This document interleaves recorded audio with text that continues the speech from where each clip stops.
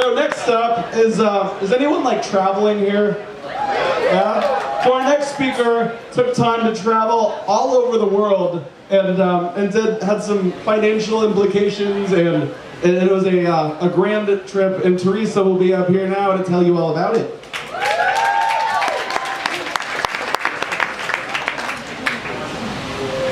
So here I was, looking at 30. My last 2 management jobs had gone bust. I felt like a failure. Yeah, I had a job as a copy editor at the Miami Herald, but it was really pretty boring. Where was I going? Where was my exciting journalism career? Was it over already? But on the bright side, I did have a $3,500 tax refund. And I had $5,000 in the bank. In another year, I'd have enough money to take a year off and do something a lot more interesting than what I was doing for a living. And then I came up with, I was going to go to Spanish school because I lived in Miami and that was a thing to do. But then I came up with a bolder and more audacious plan. I would take a year-long trip around the world by myself. And when it was over, I wouldn't be some boring copy editor at the Miami Herald. I'd be a glamorous foreign correspondent. I traveled all over the world, collecting the best stories. Even though I really didn't like being a reporter because it meant you had to talk to me.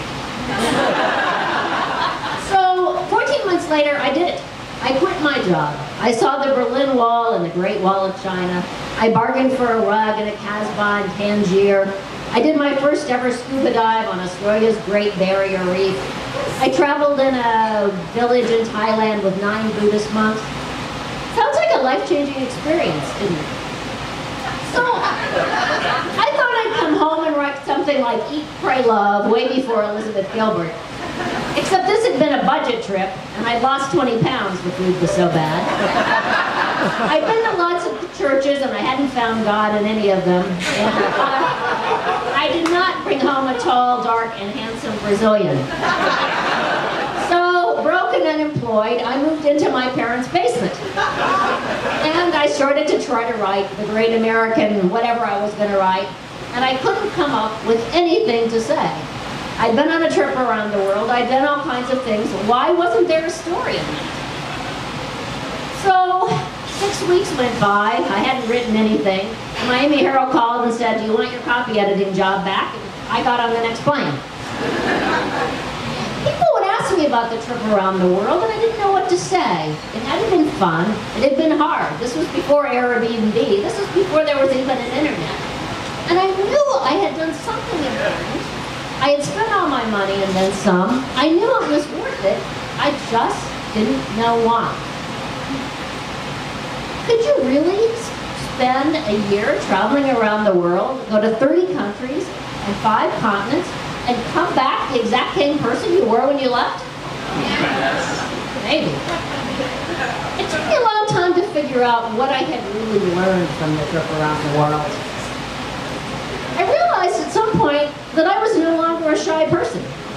While I wasn't the life of the party, by halfway around the world I talked to anyone who spoke Spanish or English, and I'd take a stab at French or Italian, which I didn't really even speak. So I went back to the Miami Herald, and I didn't feel like a failure anymore. Being a copy editor was actually pretty interesting. I edited stories about the end of communism, the fall of the Berlin Wall, the Tiananmen Square uprising, revolution in Latin America, and it was good. I came out as a lesbian. I fell in love. I formed writers' groups. I threw spontaneous dinner parties. And it worked. That's my girlfriend. Unfortunately, life happens. My partner died. The newspaper industry imploded. My career seemed pretty much over. I was kind of a print dinosaur. So I learned to build websites. I formed a website network, and I kind of reinvented myself. And now I go to conferences, and I dance with people who are young enough to be my children until the band stops playing. I can be the life of the party if I want to be. And I finally figured out that what mattered wasn't what I had done on my trip around the world, but that I had dared to do it. So something about stepping out of my comfort zone, doing things I was afraid to do, I thought I wouldn't like to do, ended up making me bolder throughout the rest of my life. You expect that big life changes are going to teach big lessons in capital letters. And they do. But sometimes the big lessons come in small pieces. And you don't really realize what would have happened if you hadn't done it.